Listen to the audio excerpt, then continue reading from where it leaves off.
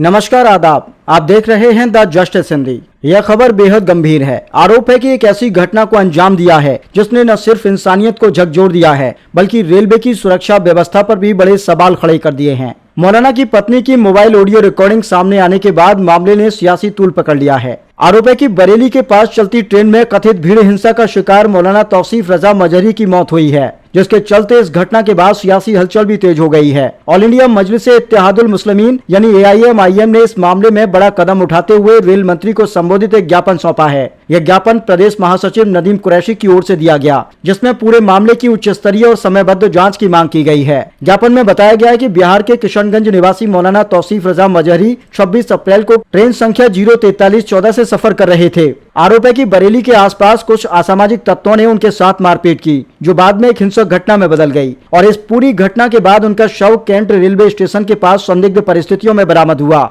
अगर यह घटना सही है तो इस घटना ने कई बड़े सवाल खड़े कर दिए हैं। क्या अब ट्रेन में सफर करना भी सुरक्षित नहीं रहा? क्या रेलवे की सुरक्षा व्यवस्था इतनी कमजोर हो गई है कि चलती ट्रेन में किसी की जान चली जाए और किसी को भनक तक न लगे? AIMIM ने अपने ज्ञापन में सरकार के सामने कई अहम मांगे रखी हैं, जिनमें पूरे मामले की उच्च स्तरीय जांच, दोषियों के खिलाफ कड़ी कार्यवाही, ट्रेनों में RPF की संख्या बढ़ाने और CCTV निगरानी को मजबूत करने की मांग शामिल है। इसके साथ ही भविष्य में ऐसी घटनाओं की पुनरावृत्ति रोकने के लिए जवाबदेही तय करने, पीड़ित परिवार को उचित मुआवजा देने और यात्रियों की सुरक्षा सुनिश्चित करने के लिए ठोस कदम उठाने की बात कही गई है। ज्ञापन में यह भी कहा गया है कि इस तरह की घटनाएं समाज में भय और अविश्वास का माहौल पैदा करती हैं। इससे पहले AIMIM चीफ असदुद्दीन ओवैसी, कांग्रेस सांसद इमरान प्रताप गली ने भी घटना पर अफसोस जताने के साथ ही रेल मंत्री से उच्च स्तरीय जांच की मांग की है। इसके अलावा कुछ अन्य संगठनों ने भी कहा है कि अगर समय रहते सख्त कार्यवाही नहीं की गई तो इससे कानून व्यवस्था पर लोगों का भरोसा कमजोर हो सकता है। मैं नदीम कुरैशी, मजलिस-ए-इत्तेहादुल मुस्लिमीन का प्रदेश महासचिव। आज मजलिस-ए-इत्तेहादुल मुस्लिमीन का एक प्रतिनिधिमंडल बरेली जिला अधिकारी से मिलने आया है। बरेली जिला अधिकारी के माध्यम से हम लोग भारत के रेल मंत्री को एक ज्ञापन सौंपने आए हैं, जिसमें हमारी मांगे ये है कि पिछले दिनों बरेली जनपद के अंदर उर्स ताजु शरिया था, जिसमें बिहार से मौलाना तौसीफ रजा मजहरी साहब आए थे और उर्स के अगले दिन बखैरियत से अपने घर के लिए लौट रहे थे। उसी दौरान रास्ते में ट्रेन के अंदर उनके साथ कुछ तथाकथित लोगों ने मारपीट की घटना को अंजाम दिया, उनका गला दबाकर उनकी मृत्यु कर दी।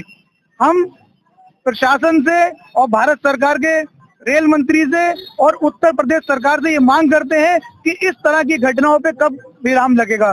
इस तरह की घटनाओं को जो लोग अंजाम पहुंचा रहे हैं उन पे कब कार्रवाई होगी।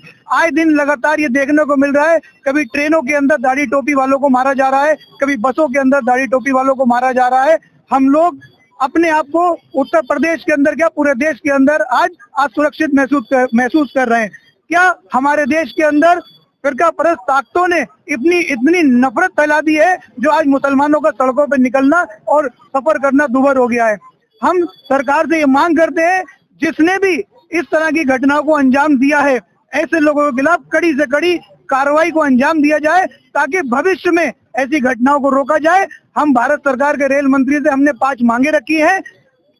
इस ज्ञापन के माध्यम से मैं आपको बताना चाहता हूं, इस पूरे प्रकरण की उच्च स्तरीय संबंध समय जांच कराई जाए। घटना में शामिल सभी दोषियों के विरुद्ध कठोर कार्रवाई सुनिश्चित की जाए। ट्रेनों में RPF की संख्या एवं निगरानी व्यवस्था CCTV आदि से सुदृढ़ किए जाए।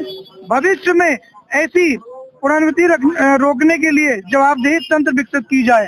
मैं फिर एक बार कहूंगा कि प्रशासन को इस पूरे मामले को गंभीरता से लेनी चाहिए और हम लोग अपनी आवाज यहाँ तक लेकर आए, हमारी आवाज को वहाँ तक पहुँचाना चाहिए और ऐसे लोगों पे तत्काल प्रभाव से कार्रवाई होनी चाहिए।